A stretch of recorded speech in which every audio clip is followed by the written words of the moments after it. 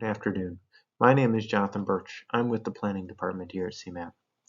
UWP competitive funding has been an important part of the funding sources we use to fund the work of the local technical assistance program.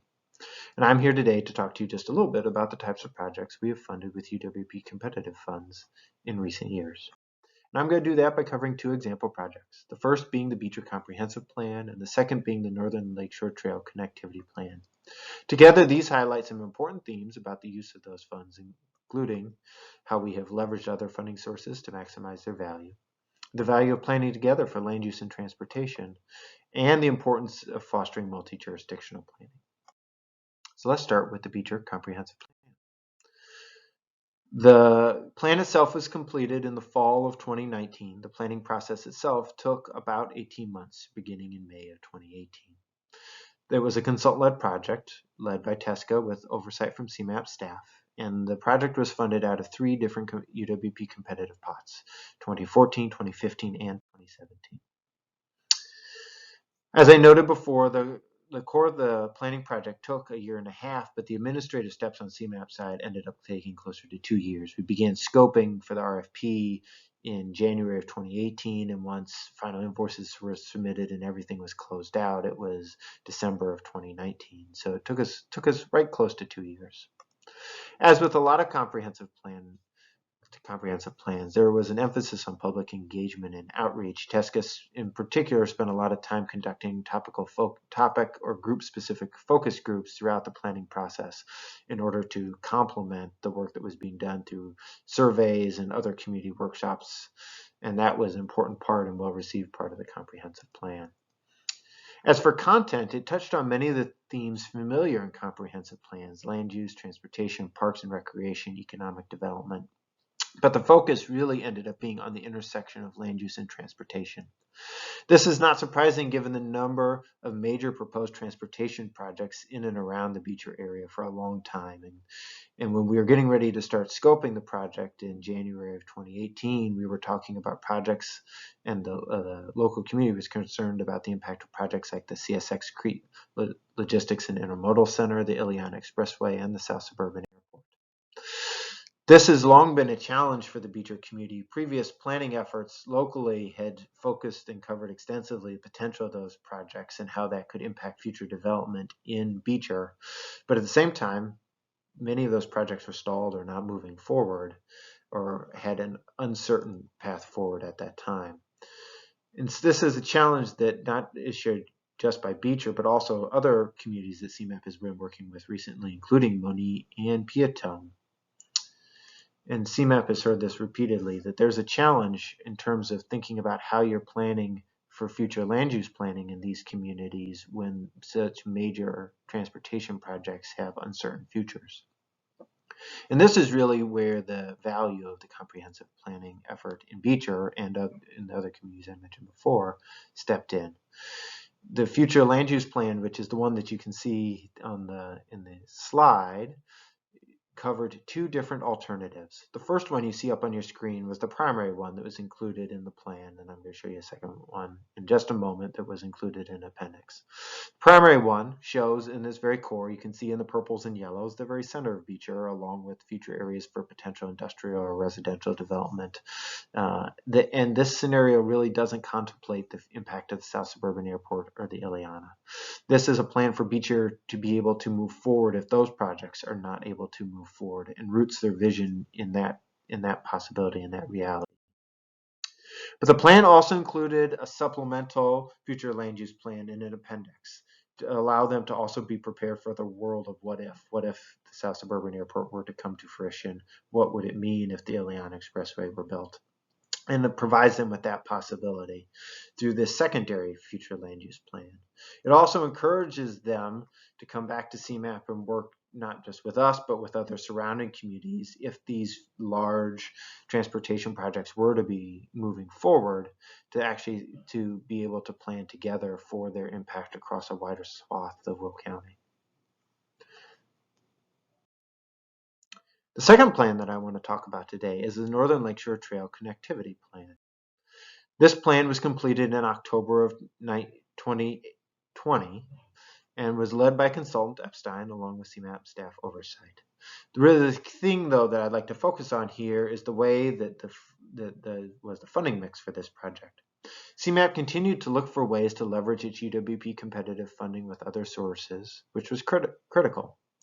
ID&R, in fact, approached CMAP with interest in this project, and I'll get to why in just a minute, and ultimately ended up contributing about 40% of the funds for the project, along with UWP competitive and other CMAP sources covering the remaining 60. The focus of the project was really on improving the walking and bicycling connections between and among 5 northern Lake County communities. And you can see that this was rooted in a whole bunch of comprehensive planning and local planning that CMAP had done through other local technical assistance efforts in recent years in that section of Lake County.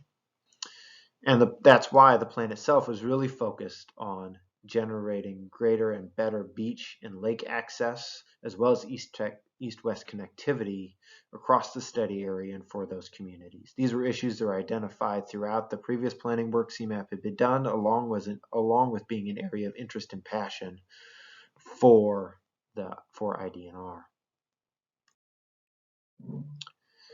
The project timeline. The project itself kicked off in May of 2019 and extended through the fall of 2020. Though I would note that scoping for the project was getting started as far back as the summer and fall of 2018, and once we were done with invoicing and closeout, the project itself was completed was really wrapped closer to December or November of 2020. So together, that gives you a little bit longer planning timeline. But the thing to really focus on here is you see the lightning strike in the middle of it. We can't be talking about a planning process that included 2020 without also wrestling with COVID. Well, much of the planning process, including the initial engagement efforts, the development of the recommendations, working on complete streets policies, existing conditions reports, and all sorts of other things were completed before COVID impacted the process. By the time the consultant had completed the draft plan and was ready to start moving that around and talking with the local community about it, COVID was in place, and that really restricted what they were able to do in terms of community outreach. So CMAP and the consultant worked together to think about nimble and creative ways to be able to do engagement, including putting up poster boards, more surveying, conducting what focus groups that may have been possible at the time in order to be able to still move the planning process forward in spite of those of the challenges posed by COVID. As I mentioned before, the planning process was really about east-west connections across those 5 Lake County communities and facilitating their access to the natural resources along the lakefront and the natural spaces there. The plan actually ultimately recommended a network over 100 miles of improvements, of bicycle and pedestrian improvements, focusing primarily on east-west connections. There were, however, a number of challenges with this, not the least of which is not just the connections on the roadways themselves, but also being able to move through sensitive environmental areas closer to the lakeshore and thinking about how you're able to improve connectivity while also balancing the challenges of working in those sorts of areas. The plan also included details for different types of bike and pedestrian infrastructure, included recommendations on when and how to use those different interventions depending on the conditions of the roadway and specific project types, along with design guidelines and recommended roadway cross sections. The plan itself also provides guidelines for train stations and bus stop improvements, as well as wayfinding signage.